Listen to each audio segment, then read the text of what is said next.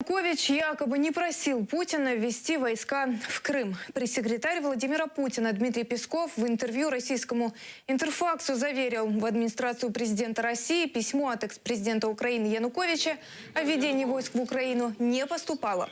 В марте 2014-го на заседании Совета безопасности ООН полпред России Виталий Чуркин говорил о наличии такого письма.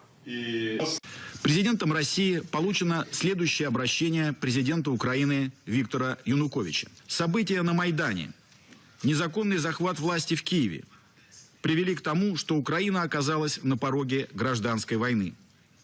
В стране царят хаос и анархия.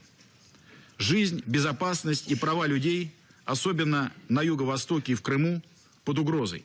В этой связи обращаюсь к президенту России Владимиру Владимировичу Путину с просьбой использовать вооруженные силы Российской Федерации для восстановления законности, мира, правопорядка, стабильности и защиты населения Украины.